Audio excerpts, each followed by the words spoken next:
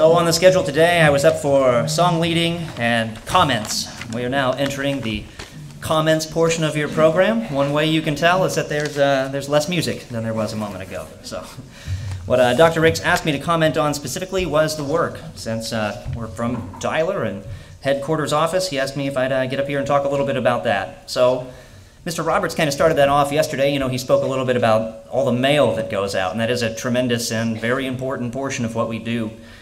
So far this year, we've sent out 140,000 pieces of literature.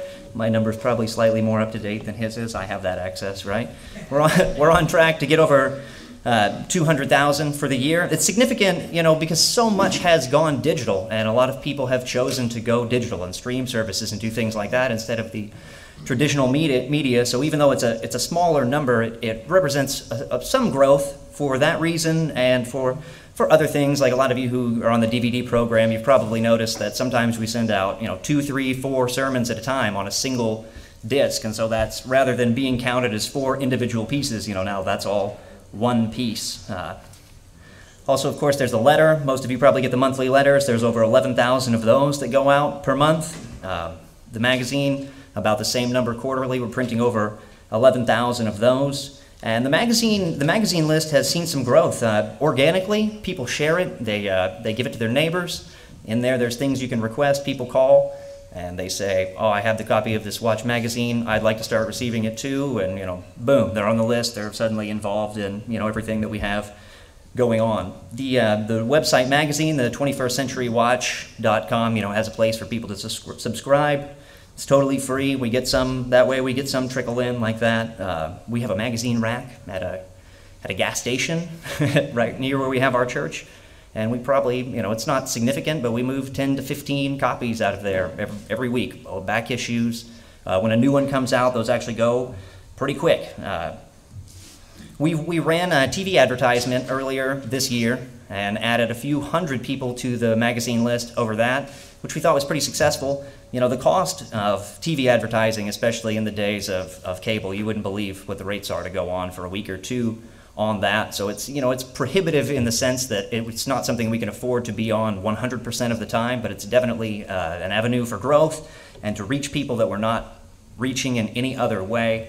And so it's something we do intend on doing more in the future as well. I mentioned the DVDs. A lot of you are on the DVD list. We make 500 copies of every sermon that goes out from Tyler. They get mailed all over the world. I mean, the international list is, it tends to be limited to areas where English is at least a second language, just because it is copies of the sermons and things that you see. But, we go to Norway and Switzerland, down in Belize. We have some in the Caribbean islands, over in India, places where English is still the language of business in many places around the world. So there is some reach from that. Of course, we're doing the live streaming now. We're live streaming, this right now. So nervous going out to the world. A lot of you tune in to that. I know certain groups have aligned their services to be able to access that. The live stream, we leave it up for a portion of the following week, and it typically gets 200, 250 views before it comes down. Then we trim it. We take off the song services, the updates, all that sort of stuff, and boil it down to just the sermon so that it can stay on there in perpetuity. And that way, when someone is researching a specific subject, they're more likely to come across something that is interesting to them, right then, something that is about what they're currently learning on. The church's job these days is it's real different than it was in the days of Worldwide, the way that the church grew back in the 30s, 40s, 50s, and 60s. It's a whole different world that we're dealing with. One major difference is that information is so incredibly accessible now. Someone who is interested in the Bible or history or topics like that, it's not the same as having to go to a library and dig through titles and, try desperately to find work on the subject that you're interested in. No, you can have, I can have any subject I want at all that I'm interested in up in a moment. As soon as the thought occurs to me, I can pull it up and research it. And, so the truth is out there. The truth is out there for anyone who's interested, who wants to find it. And it's not just coming from us. Certainly we have a responsibility to publish and to spread it and to put it in front of people who are open to it at that moment in time. But the information is out there in a way that it's never been available. in the past. Another reason is, society. Society has slid a ways from the, small town moral kind of world that the church was able to say, hey, look at church doctrine, and hey, look at the Bible. They're not the same, and people respond to that. Now, Joe Blow on the street is not necessarily going to be a church-attending, God-fearing individual. You're not approaching them from the same angle, I guess. You're almost like Paul at Mars Hill, you know what I mean? You gotta get something that registers with them on their level. And another reason is that the church was extremely successful back in the day, and it doesn't always seem like that. But when you think about, maybe you've had these conversations with friends or people, co-workers or anything like that, people who are religious, who attend their Baptist, Methodist, Catholic church, whatever it is. If you start having a conversation about the origins of Christmas, the origins of Easter, any one of those subjects, even into a limited extent, you can talk about the resurrection and, the Sabbath. There's people who are sincere and who care. They know about those things. They know where that stuff comes from. However, they often say, oh, well, that's not why I do it. And I guess that's good enough for them. But, the churches, the mainstream churches of the world have had the last, 80 years to deal with this information and to internalize it and to address it. And to a lot of people, it's been addressed to their satisfaction. Now, that doesn't exactly register with me, bunnies and eggs and the resurrection. It just doesn't all quite mesh in my mind, but for some people, it's good enough. They got it. They accept it. They just live with it the way that it is. And that's something that's hard to overcome when the information you're putting out there is not necessarily new information to them. It's something that has already been dealt with. But I really think that's a measure of success in promoting that it's really known. It's known. That people have to make their own decisions about that sort of thing. Obviously, we have tremendous opportunities online over the internet to reach people in numbers that it's not possible to do through traditional media, newspaper, radio, TV. When you think about the difference between, your 1,000 TV channels now and the standard 3 to 6 that there were back in the day, you just don't have the same you're not getting the same size group of people, and yet the cost has just gone exponential. Like the newspaper, for instance. Even when I was a kid, the newspaper, it's huge. There's classified ads as far as the eye can see. You ever turn to that anymore? There's nothing there. It's just not. It's not the way that people are accessing information any longer. But we're using online resources. We've shown ads to over 1.5 million people so far this year, including a couple 100,000 over the Feast of Tabernacles just here in these last couple of weeks. And our YouTube channel has had over 50,000 views so far this year, which is pretty significant. It represents over 15,000 hours that people have spent watching the sermons. And this is just information from headquarters. It doesn't include like the ICG Area 4. It doesn't include where they stream out of Kingsport, or where John Mitchell in Rockland, California streams every week. That's not including all that. That's just what we're doing out of Tyler. And so it's not nothing. It's not nothing. But in the end, of course, what we want is results, right? We want tangible growth, things like that. I would rather have one person physically come in and hang out than have 100 people watch something online. Now, maybe that's not reasonable. Maybe those 100 people online can learn more than the single person in the room. But like the talents, right? I want my 2 talents to have 2 more talents sitting right there by them, so I can go, aha, look, a good and profitable servant, right? Isn't that what we want? We want that satisfaction that we know that it's working, that what we're doing matters and it is reaching people. And being at headquarters, we get a lot more of that probably than you guys do out in the field. We get the thank yous and the appreciation and the testimonies of how it's changed their lives or how much they've learned by reading. And even if it doesn't equate to church attendance in the end, the message is going out there. The information is accessible. It's meaningful. It reaches people. My wife and I ran into someone in the parking lot on our way in today that is here for the feast, but they're not here for the feast with anybody. They're just here, all their own. I don't know. I didn't meet them in here, but they're here. They're walking around. We drive by and we see welcome Church of God. Like, that's cool. That shows that it's out there and there are people that know about it. That's in Panama City too. There's always this one beach store. They put on their marquee every year at feast time. It says, "Honor God," really big. And they're like, also buy surfboards, you know. They know how to reach people in a way that matters, right? So, you know, it's hard sometimes, but like the watchman, you're required to warn, you're required to do the work and the personal evangelism and all that. It doesn't mean that people are going to listen. You know, it's not necessarily a one-for-one. Paul wrote that, you know, he planted and Apollos watered, but it's God that gives the increase. Like, the sower goes out to sow, but there's a lot of stony soil out there. There's a lot of weeds growing up. There's a lot of thorns, and sometimes there's a really bad drought. Maybe some of you are gardeners, but you probably know that every seed you plant, not necessarily going to get you anything, right? I planted probably about 30 cucumber plants this year. You know how many cucumbers I ate? It wasn't very many. I blame the sheep, but that's my own fault. So it just helps me to remember that it's not our work, it's God's work, and the work will be done. It's not like he's not going to accomplish it in a mighty, mighty way when the time is right. And if people are not being called, you look at what goes on, the temptations that there are around you in the world, you know, maybe God is not calling some people for a reason at this point in time, so that they don't have that opportunity to hear the truth and then to fall away from it afterwards. It would be preferable to not even know. But I think we can have faith that when the time is right, it will be done. And I'd like to thank you all for your support in it. I'm so thankful for what I get to do and the way that I get to participate in this, and that's all because of you people. And we really, really, really appreciate it, and that it's a great thing. And it matters to a lot of folks. So that's all I have today. I'm going to introduce the main speaker this morning, Mr. Terry Gooch.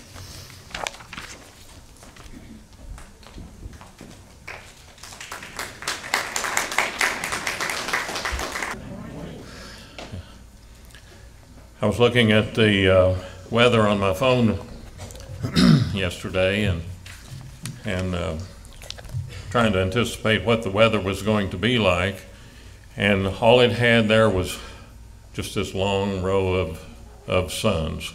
Just looks like we're going to have sunshine through pretty much the remainder of the feast. So God is certainly blessing us with good weather.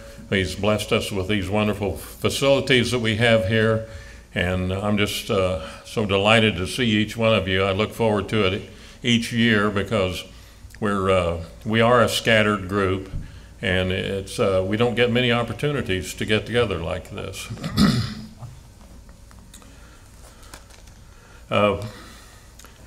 Many years ago, while attending with the Feast of Tabernacles at Lake of the Ozark with the old Worldwide group, I had the opportunity to hear Herbert W. Armstrong speak. He would go around and speak to, I believe he was going to all of the feast sites, which we had several all around the country.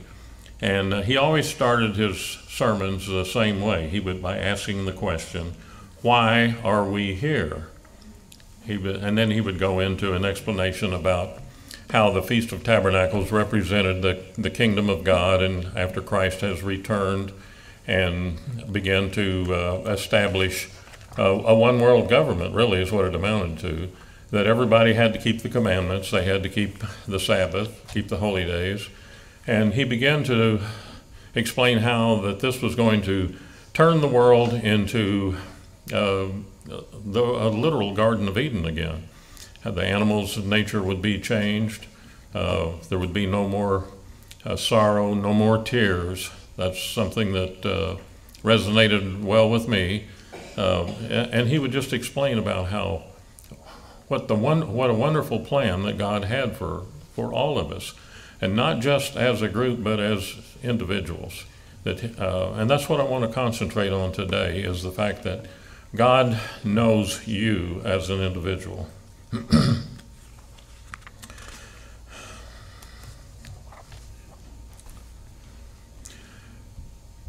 When I first began attending church with the Worldwide Church of God, I was introduced to public speaking we all were encouraged to join the, at that time we were in Springfield, and they had what they called the Spokesman's Club, and we all had to give speeches, and somebody talked me into doing it. I'd always kind of wanted to be a public speaker, but I was very shy when I was young, and I didn't talk a whole lot to strangers.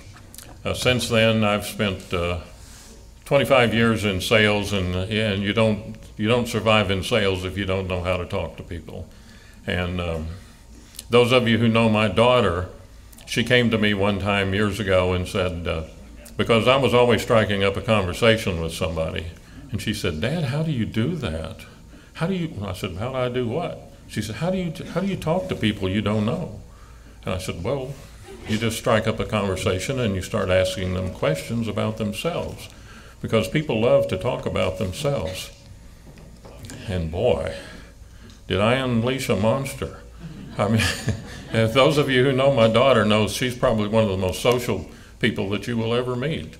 And but that was what a speech club was designed to do, was to get you to become a good speaker, to be able to get your point across in an adequate amount of time, and just be a friendlier person.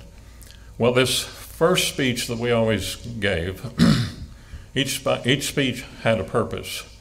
And the first one was to try and get you to familiarize yourself to the people who were already in the club. And it was entitled, everybody had to do this, it was entitled, "This Is My Life." And you had 5 minutes to get up there and tell a little bit about yourself and about how you got there. You know, it was up to you what you talked about. But in the end, it kind of drew the club together. We understood a little bit about each other that we probably couldn't have gotten any other way. And so that's kind of what I want to do today. I'm going to talk a little bit about myself, because I usually don't do this much. I'm a rather private person. But I think I kind of want to set an example for you all. I'm going to tell you a little bit about the story of my life, how I got here, and maybe sometime through the rest of the feast you might feel inspired to tell me a little bit about your life, because it does draw us together as a group.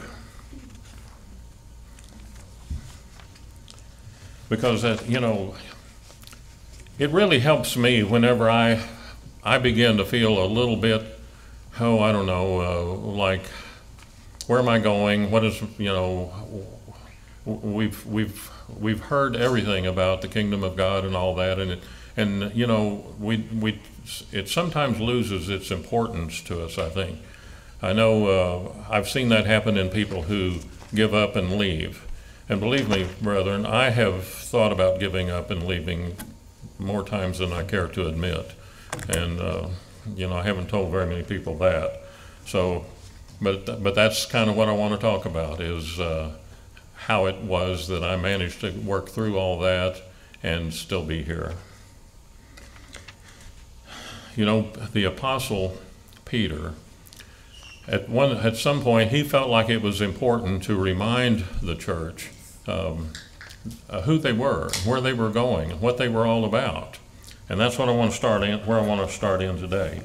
He addressed a letter. The First Peter was addressed to the lost 10 tribes that had been taken into captivity many years prior to that. And he had apparently at some point made a journey up through there and was, you know, telling them about the fact that Jesus was the Messiah and a little bit about God's plan. And he felt with this letter they needed to be reminded about that, about who they were and how important they are or were at that time to God's plan. Let's read, turn to 1 Peter 1, and we're going to read a few verses there. Peter, an apostle of Jesus Christ, to the pilgrims of the dispersion in Pontus, Galatia, Cappadocia, Asia, and Bithynia, elect according to the foreknowledge of God the Father. And I'm just going to read through this real quick, the way we normally do this.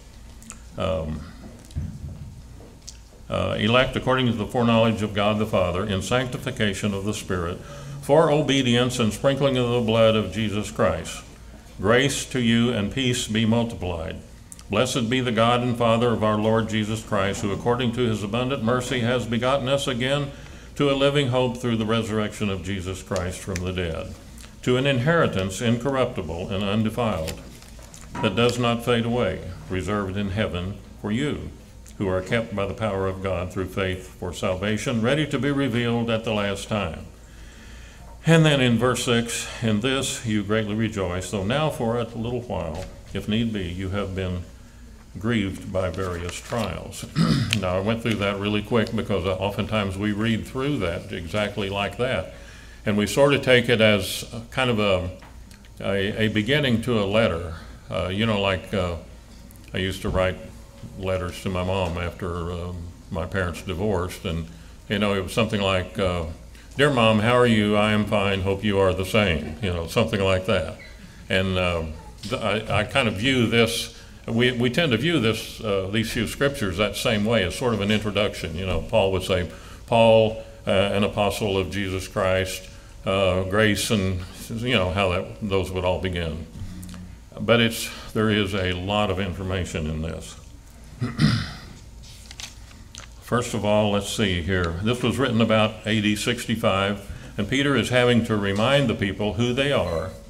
And I think we have to be reminded of this as well, because we also are a very special people to God. Anyone that is trying to obey God, they are very special to God. And I want you to think of this letter and the way God views you and I, not just as this group of people we call first fruits, but I want to show you that God knows you individually, and that he's been aware of you for a very, very long time. We're not this faceless blob. He knows us personally and is watching over our lives, and I'm going to talk a little bit about a few incidents in my life like that. First of all, he talks about election, and the word election actually means those sought out. And when you think about what an election is like, you go into that little booth, or you sit down at that table with the dividers, and you have a list of candidates there, and you know something about those candidates before you ever go in. What party they are they conservative, liberal, libertarian, whatever. You know something about them, and you've pretty well made up your mind who you're going to vote for. That's what this is talking about when it talks about election. Those sought out. God sought us out. He didn't seek, we didn't seek him out. I've had people tell me that, at the time they felt like they were being called it. Man, I just had to know the truth. And I went around and I checked all these different churches out, and they talk about, I made up my mind I was going to find out about this. And they sort of think, well, yeah, they sought God out. And that's true, but where did the motivation for that seeking come from? I think when we read a little further here, you'll understand a little more, that there's more to it than that.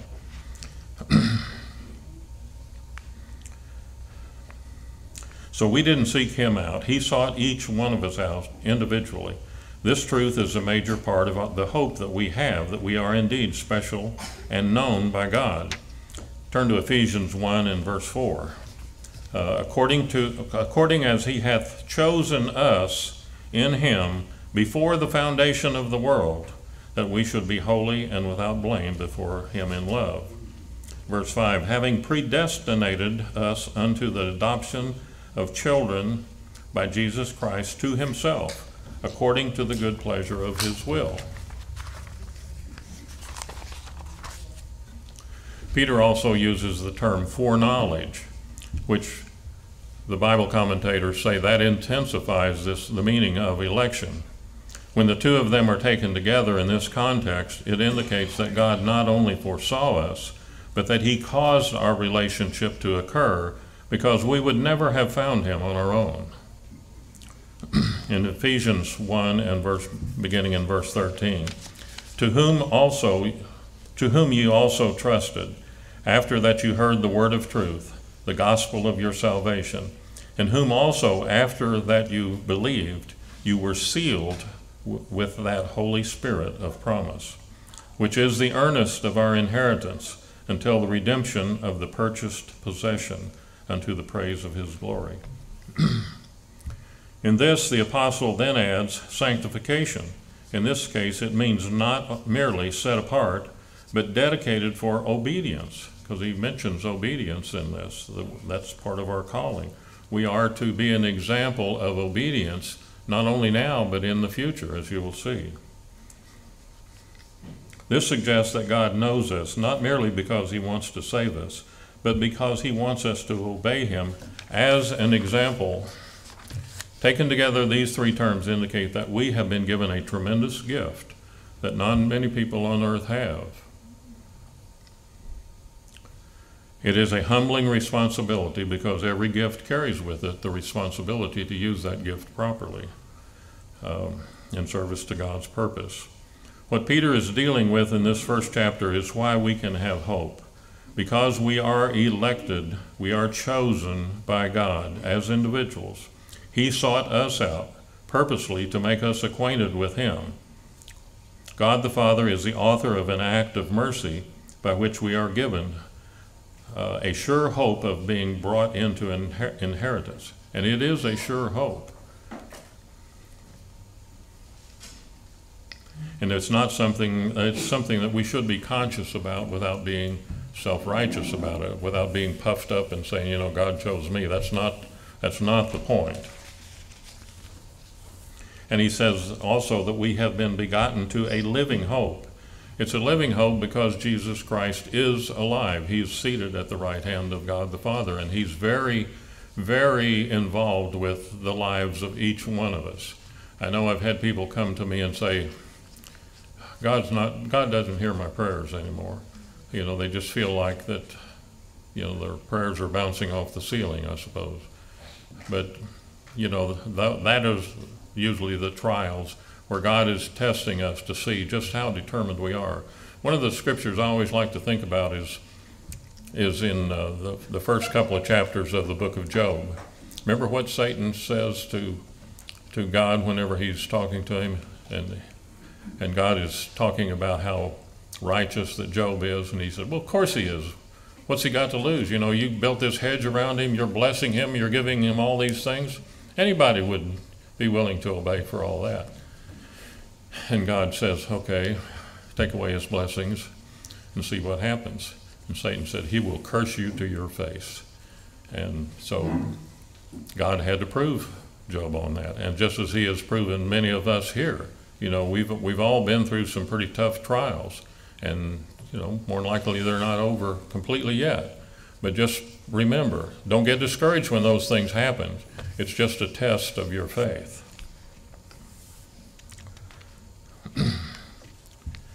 So in that regard, I think we have a story to tell, a story of how we got started on the path to salvation, or what we call the conversion process. I like to think back on my own story because it reminds me of the many times that Christ has intervened in my life. I've told my wife several times, I said, if I seem to veer too far off the path of righteousness, it's like Christ reaches out and grabs me and pulls my feet out of the fire. Things just happen, as long as I keep enduring, keep trying, Christ is always there to oversee my life. So I'd like to tell you a little bit about my story, a little bit about myself. This is sort of this is my life story in Speech Club. I had absolutely no interest in religion as a young man. Even as a child, my mother would take us down to the little Presbyterian church, my older brother and my two younger sisters, and she'd drop us off there for Sunday school. And she might come back for church, or she might just wait till church is over and come pick us up. And I had very little interest in religion, although there was one unique event that I think about occasionally was in Sunday school, the teacher was teaching us about the commandments. And she got to the fourth commandment, about remember the Sabbath day.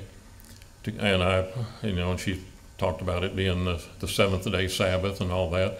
And there was a big old calendar right up there on the wall, one of those old calendars, commercial calendars you see, they're about so wide and this tall. And I looked up there and 1, 2, 3, 4, 5, 6, 7.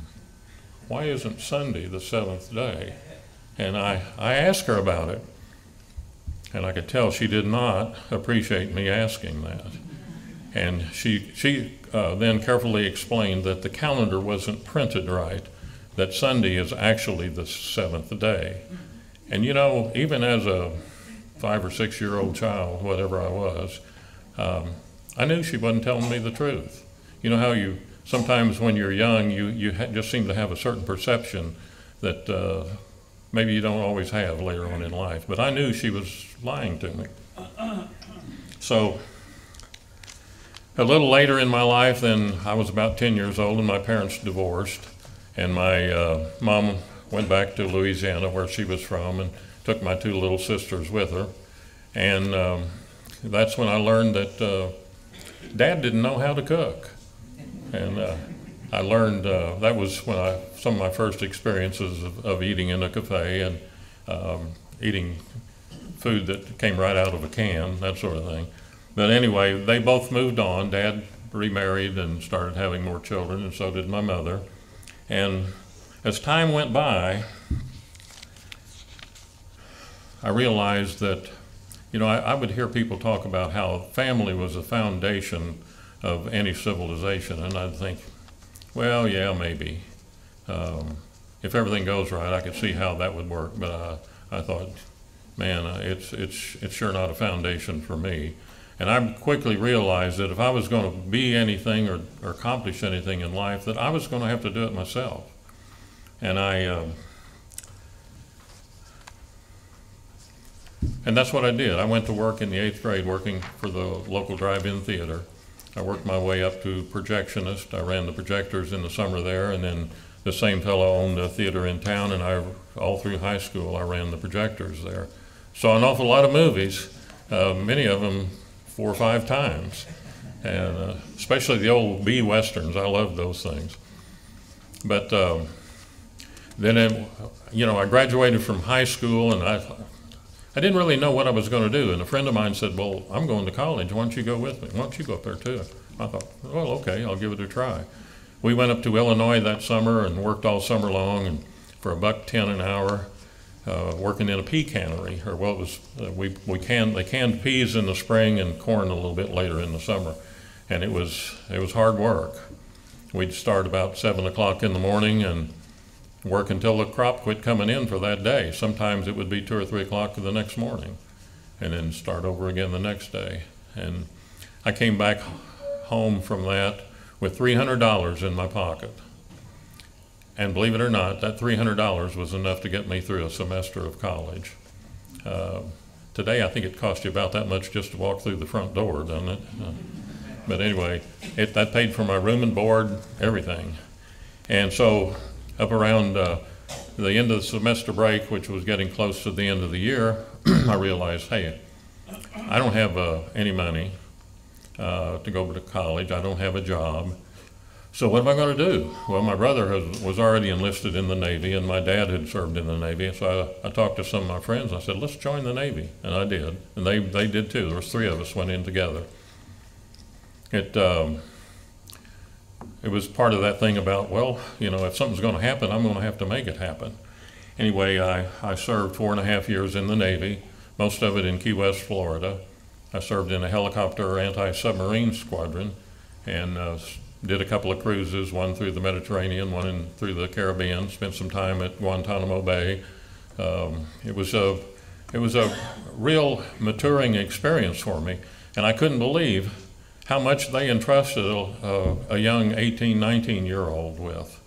I can remember one of the jobs they gave me was making sure the planes were going to be able to take off from that carrier. They would line 4 of them up on one side, and I had to sit up there on the flight deck with all this electronic equipment, and if anything was wrong, they'd turn around and look at me and go like this, the air boss would, and I had to go over and fix the problem right then. the rotors are spinning, the motors are running, everybody's standing there looking at me, and we had to be able to fix it or tell them it was going to have to go down. And boy, if you did that, they did not like that at all. So it taught me that I could do things that I didn't think I could do. And it just amazed me how much they entrust you when you go into the military like that. It's a wonderful experience. Taught me a lot. Well, I got out of the Navy and came home, and I grew up in a little town in south central Missouri, and weren't many jobs there. But I finally, because my family had a little bit of political pull, I guess, I got a job with the Missouri Highway Patrol as a radio operator.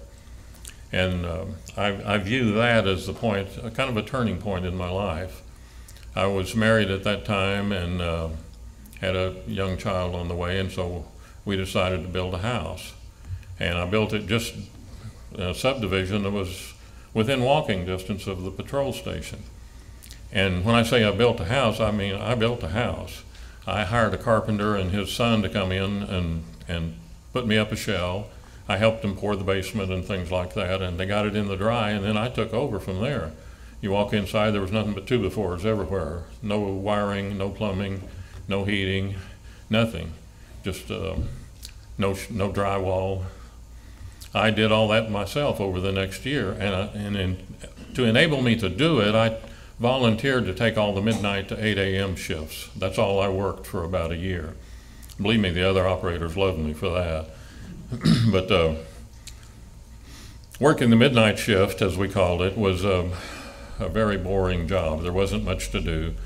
Most of the officers would sign off by 1 o'clock and be at home. And all we had was a little paperwork to do, and then nothing to do but answer the phone occasionally and listen to the radio. Well, back in those days, this was in the mid to late 60s, the AM radio was everywhere. And these clear channel stations, WOAI in San Antonio, WWL New Orleans, WOR New York, they were 50,000 watt stations, and all the other stations around the country had to power down because at nighttime the ionosphere comes down and the signal skips, and a little local radio station can reach much further than they can during the daytime. So they required them to power down, and then these clear channel stations could power up to their full 50,000 watts. And they could transmit, in some nights, they could transmit clear across the U.S. I could get WOR out of Rochester, New York, just about any time. And so I'd tune around looking for music or whatever, and one night I turned it, and this guy was saying, "The world tomorrow, Garner Ted Armstrong," and you go into the spiel that I'm sure all of y'all have heard at one time about, the good news. And I thought, well, like I said, I wasn't a religious person. At that time, I wasn't even going to church. But I thought, well, I'll listen to this guy. He sounds like he knows what he's talking about. And I listened for a few nights, and at that time, he would start in the station. First station would carry him starting at about 1 o'clock in the morning. And then every 30 minutes, you could tune from one of those clear channel stations to the other and hear the same program over and over again till about 4 o'clock in the morning. And, excuse me, I remember one night I was listening to him, and I'd been listening for several months, and he was talking about the concept of heaven and hell. And he said, "You are not going to heaven, and you are not going to hell. Jesus Christ is coming back to this earth to establish his kingdom," and he just began to expound on that. And I remember, believe it or not, I remember thinking, that's the best news I've ever heard in my life. And I still feel that way. So that was kind of the turning point, and I really began to listen and trying to make changes in my life that he mentioned. He said, he'd say things like, "Can you imagine what the world would be like if everybody just kept the commandments? If they just kept one commandment, if they just wouldn't steal anymore. We wouldn't need a police department any longer. And he went on, and and so I thought, well, okay, I'm going to try that. I'd like to have some of that good life.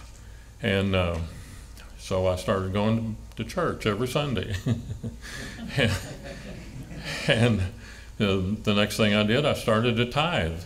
And next thing I knew, the little church there wanted to ordain me as an elder. Well, it's amazing what $50 a month will buy you.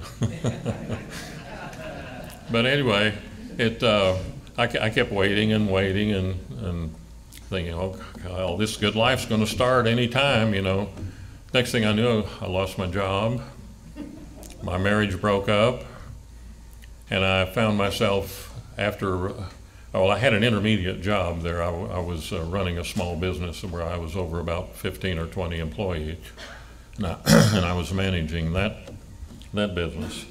And, excuse me.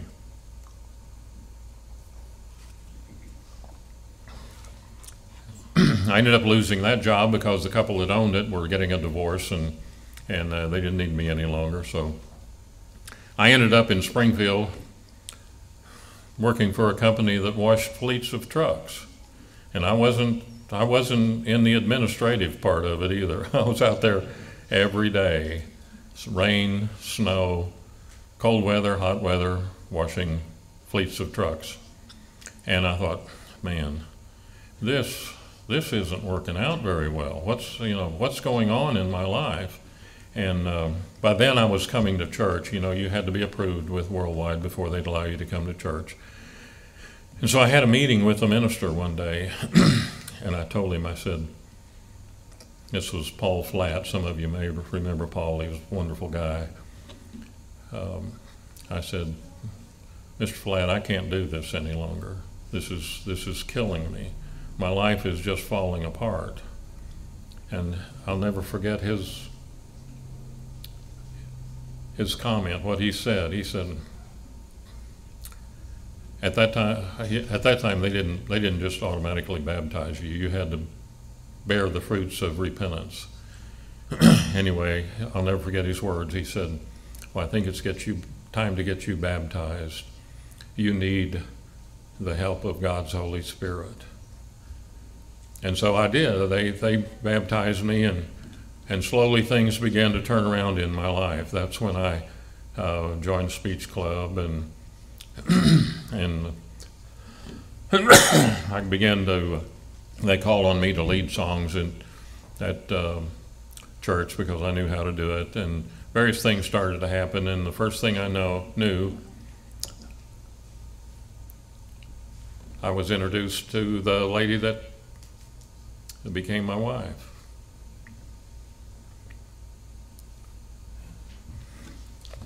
And as a result of that, we now have 5 children, 2 of which are baptized members of the church. We have an older son he's a physician in New Jersey. He has just in the last couple of years come to realize just how evil the world can be.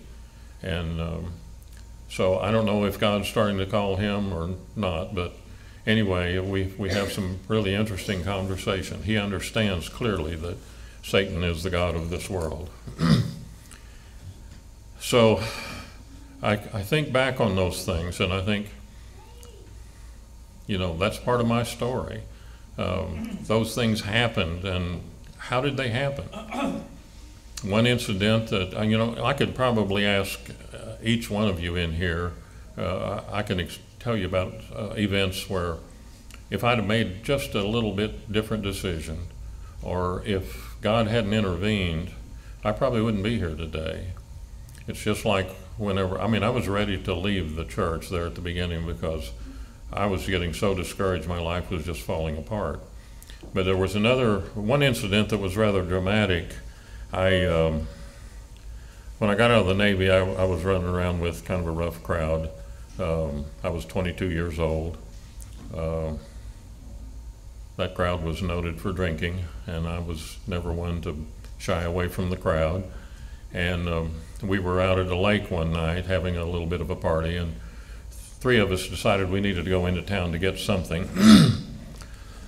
One of the people there he borrowed a friend's Corvette, and he was driving, and another person was sitting on the center console, and I was in the passengers department. And of course it was out on the gravel road, and we were coming down this hill, which was on a hillside. The hill came down like this, and you had the road, and then the hill continued on down. And he started fishtailing in that, and I thought he was just goofing off. Little did I realize he had lost control of it. And suddenly there was this loud crash, and we were all thrown around in there. And then we were suddenly on the road again, just kind of gently rolling over where we ran off into the ditch on the other side. And I got out, and the driver was gone. What had happened was that Corvette had skidded with the back wheels completely off out in the air there. About the only thing that could have been left touching the road were the front wheels, because there was a telephone pole, and it was literally a telephone pole, the old time where you had the individual wires and all that, and wires were everywhere. We had hit this pole, and there was about this much of it left. So the car was up here when it hit that, with that back of that car hanging out there. It hit right up to where the door handle was. The door flew open and the driver flew out, off down in. We assumed he was probably dead. And there was gasoline. The gasoline filler thing was right there by the door. Gasoline was gushing out on the ground, and we jumped out, and just then another car came down the hill. And so we could see what was going on. This was the middle of the night, and it was dark. And we were debating about, we didn't have any flashlights or anything, about who was going to go down and search for the driver. About that time, he comes crawling up the hill. And he was uninjured, really. None of us were really injured very badly. I had my head bumped around a little bit. But I went out there the next day, and that pole was located about, 6 or 8 feet from where the road ended. And there was, like I said, there was about probably this much of it sticking up out of the ground. Somehow that car skidded out into the air like that, hit that pole, came back on the road, and managed to save our lives. I could only imagine what would have happened if that pole had not have been there, or whatever was supporting the car out there. I'll leave that to your imagination. But we would have tumbled off out in there, and that car, it was a long, steep slope. There were some big trees down there that it's likely that one of us or all of us would have been seriously injured or maybe even killed. And in talking to some of you all like that, I know that you can tell me similar stories, maybe not involving a car or anything like that, but I have had people tell me that they have had events in their life that they couldn't explain, that where it was obvious that there was some sort of intervention that saved them. It's all part of that thing about God taking care of each one of us.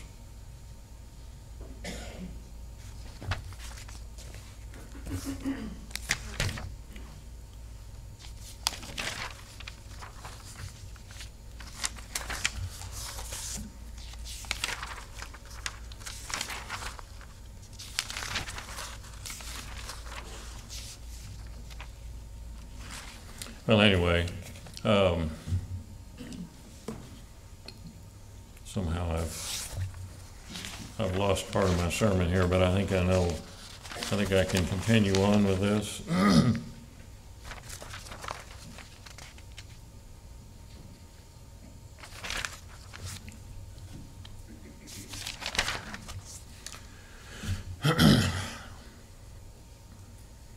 Anyway, the point is this. I like to think of that scripture in, it's the book of John, chapter 17, where Christ is praying his final prayer.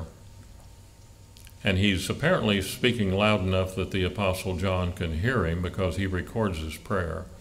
And one of the things that he says is that I've lost none of those that you gave me. And I like to picture that in my mind, that at some point in our lives, God the Father, who has Jesus Christ at his right hand, turns to him and he says something along these lines: I think it's time that we begin to open the mind of any one of you here. I could mention any one of your names. And let's get them started in the salvation process. And I'm turning their lives over to you, my son, and I want you to bring them, each one, to salvation. That's where we are, brethren.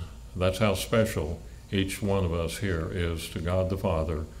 And Jesus Christ is absolutely committed to bring you into his kingdom. And we have this wonderful promise, all of these wonderful promises of the future. But I encourage each one of you to look back on your life, and I'd like to hear some of your stories. I'd like to know a little bit more about you. And sometimes when we have these meals together, we all sit around and visit, and people will tell me things about their life, about how they were called, about some of their life's experiences that led to them being here. But I want you to understand, if you don't carry anything else away from this sermon, I want you to understand that God knows you personally. He knows each one of you personally.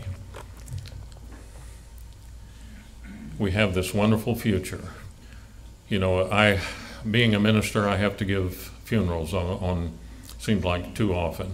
And I always have a mixed audience. There will be church people there, and there'll be people who expect me to preach the deceased into heaven. And it can be a real challenge at times. And anyway, I like to think about what I usually cover is the scriptures about Christ returning, and about where Paul says, I would not have you to be ignorant, brethren, concerning them that sleep.